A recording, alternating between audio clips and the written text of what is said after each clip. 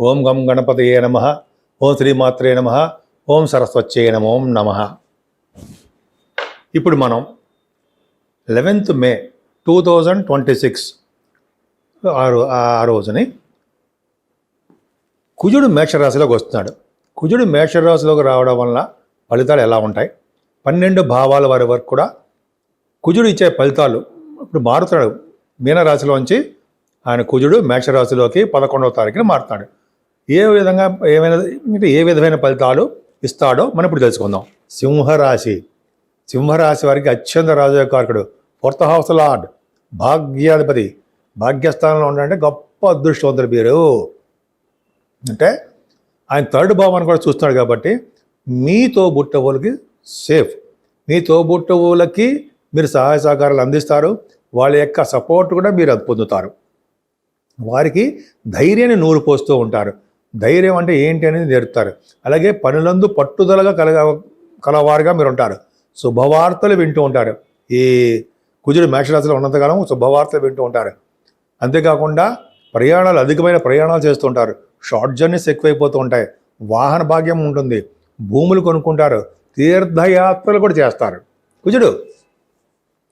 అంతేకాకుండా ఆ కుజుడి 4th భావం కూడా చూస్తానండి, తల్లిగారికి బాగుంటుంది. ఆవిడ యొక్క ఆరోగ్యము, ఆర్థికము చాలా బాగుంటుందండి. అంతేకాకుండా 4th భావం చూడడం వల్ల భూములు, గృహాలు, వాహనాలు ఈ 3లో కొనుక్కోవడానికి అవకాశాలు ఎక్కువ ఉంటాయి. మ్యూజిక్ రంగంలో, కళారంగంలో కూడా మీరు బాగా రాణించడానికి అవకాశం ఉంది. విద్యారంగంలో ఉన్న వారికి చక్కటి విద్య వచ్చి తీరుతుంది. మీరు ఏ కోరుకున్న యూనివర్సిటీలో సరే మంచి యూనివర్సిటీలో మీకు సీటు వస్తుంది. భాగ్యస్థానంలో కుజుడు ఉన్నాడంటే నాన్నగారికి బాగుంటుంది. మీరు చేస్తున్న వ్యాపారాభివృద్ధి దినదిన ప్రవర్ధమానం అవుతుంటుంది.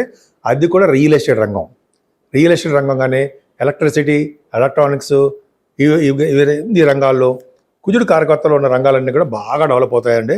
ముఖ్యంగా కుజుడు భాగ్యంలో అంటే ఐఏఎస్ ఆఫీసర్లు, సివిల్ సర్వీసెస్ ఆఫీసర్లు, మిలిటరీ సంబంధించిన ఉద్యోగాలు వాటిలో ఉండడానికి అవకాశం ఉంది. ముఖ్యంగా కుజుడు ప్రభావం వల్ల సాఫ్ట్వేర్ రంగ ఉద్యోగస్తులకు చాలా బాగుంటుంది. కుజుడు ప్రభావం వల్ల కూడా విదేశాలకు వెళ్ళడము, స్టాంపింగ్ అవ్వడము మీకు జరుగుతుంది. ముఖ్యంగా కుజుడు వలనే కూడా డాక్టర్స్ విద్యలో కూడా మీరు రాణిస్తారు. ఇంజనీరింగ్ విద్యలో కూడా రాణిస్తారు. ముఖ్యంగా అదృష్టం మీకు ఎప్పుడు తోడుగా కుజుడే ఉంటాడు. మీకు అన్ని రంగాలను ముందు తీసుకెళ్తాను, ముందుండి అని ఆయన మిమ్మల్ని తీసుకెళ్తుంటాడు. సింహలగ్నం వాళ్ళకి భయపడాల్సిన అవసరం 11వ తారీఖు నుంచి ఏమీ లేదు. అన్ని రంగాల్లోనూ మీరు ముందంజలో ఉంటారు. నా పేరు డాక్టర్ వాడ్రేవు ఆదినారాయణరావు అండి. మీ అందరికీ పేరున నా హృదయపూర్వక నమస్కారాలు. నా వీడియోస్ చూస్తూ నన్ను ఎంతగానో ప్రోత్సహిస్తూ ఉన్నటువంటి మీరందరికీ కూడా కృతజ్ఞతలు, మనస్పూర్వక నమస్కారాలు. అంతేకాకుండా మీ జాతకాలు చూపించుకోవాలనుకుంటే మీ date of birth, time of birth, place of birth కొత్త వాళ్ళకండి, ఆల్రెడీ ఉన్న వాళ్ళకి తెలిసిన వాళ్ళకి పర్లేదు. వీళ్ళందరూ కూడా మీకు ఉండాలండి. మీకనే కాదు, మీ స్నేహితులకు కానీ మీ చుట్టాల్లో కానీ జాతకాలు తెలుసుకోవాలనుకుంటే ఈ 3 ఐటమ్స్ ఉండాలి. అంతేకాకుండా మీకు ఏం కావాలి, మీరు ఏం తెలుసుకోవాలనుకుంటున్నారు అనేది కూడా ఉండాలి. మీరు కింద స్క్రోల్ నంబర్కి మీరు ఫోన్ చేయొచ్చండి, 7075389589. నేను షూటింగ్స్లో ఉన్నాను అనుకోండి, షూట్స్లో ఉన్నప్పుడు లిఫ్ట్ చేయలేకపోవచ్చు. మీరు వాట్సాప్లో మెసేజ్లు పెట్టండి, నేనే మీకు తప్పకుండా కలుస్తాను. పరిష్కార మార్గాలు చెప్తాను కూడా, మీ జాతకం మొత్తం కూడా చెప్తాను. అంటే మీకు ఎటువంటి ప్రాబ్లమ్స్ ఉన్నా ఆ ప్రాబ్లమ్స్ నుంచి మనం చేయొచ్చు. ఉదాహరణకు ఉద్యోగం కానీ, లేకపోతే వ్యాపారాల్లో కానీ, లేకపోతే వివాహంలో కానీ చిన్న ఆటంకాలు ఎదురవుతుంటే, చాలా సంతానం ఆటంకాలు ఎదురవుతాయి కాబట్టి వాటిని మనం రెమెడీ చేసి చెప్పచ్చు. అంతేకాకుండా నేను ఈ వాస్తు సంబంధించిన విషయాల్లో కూడా ఉన్నానండి. నేను మీకు ఎటువంటి డౌట్స్ ఉన్నా, మీకు ఏదైనా పరిష్కార మార్గాలు కానీ తెలుసుకోవాలనుకున్నా కూడా వాస్తు రీత్యా కూడా నేను తప్పకుండా చెప్తాను. మీకు ఏమైనా అవకాశం ఉంటే మీరు ఫోన్ చేయొచ్చు, నేను చెప్తాను. ఇప్పుడు మనం 12 రాశుల వారికి కుజుడు వలన మన పరిష్కార మార్గాలు ఏం చేసుకోవాలి, మన లిమిట్స్లో ఉన్నవే చేస్తే మొత్తం అంత పరిష్కారం అయిపోతుందని కాదండి. మనం కర్మ ప్రకారము మనం అనుభవించాల్సిందే. కర్మ అంటే ఎవరైనా సరే కర్మను దాటలేరు. సరే, మన పని నుంచి మనం దాటలేకపోయినా స్వామివారిని పూజించుకోవడం వలన మనకి కష్టాలు కలగకుండా ఆ కర్మ నుంచి ఎలా బయటపడేయాలనేది స్వామివారు చూస్తారు. సో ఇప్పుడు మనం ఈ 12 రాసుల వారు కూడా సుబ్రహ్మణ్యేశ్వర స్వామి వారి గురించి చెప్పుకుంటాం కాబట్టి 12 రాసుల వారు చూడండి, మేషరాశి ఉంది, మేషరాశి వారికి అద్భుతం. కొన్ని రాశులు ఉన్నాయి. ఆ రాశి వారికి అష్టమంలో ఉంటాడు, కొంతమందికి ఏమో చతుర్థ భావంలోనూ, కొంతమందికి ఏమో 12 భావంలో, ఈ ప్రాబ్లమ్స్ ఉంటాయి. కాబట్టి సుబ్రహ్మణ్యేశ్వర స్వామి వారిని నిరంతరం పూజించాలండి. ఓం శం శరవణ భవాయ నమః, ఓం శం శరవణ భవాయ నమః, ఓం శం శరవణ భవాయ నమః అంటాను. కానీ అంటే అష్టోత్తరంతో పూజ చేయడం కానీ, ఎర్రని పుష్పాలంటే ఇష్టం. ఎర్రని గులాబీ పువ్వులు కానీ, మందార పువ్వులు కానీ స్వామివారికి అష్టోత్తరం చేయడం వలన వల్లి దేవసేన సహిత సుబ్రహ్మణ్యేశ్వర స్వామి అంటే భార్యల్ని సుబ్రహ్మణ్యేశ్వర స్వామి వారిని కలిసి పూజించాలి. సుబ్రహ్మణ్య స్వామి వారికి కళ్యాణం అంటే బాగా ఇష్టం. కళ్యాణాలు సపోజ్ మన ఊళ్ళో ఎక్కడున్నా సుబ్రహ్మణ్య స్వామి వారి కళ్యాణాలు చేయించుకోవడము.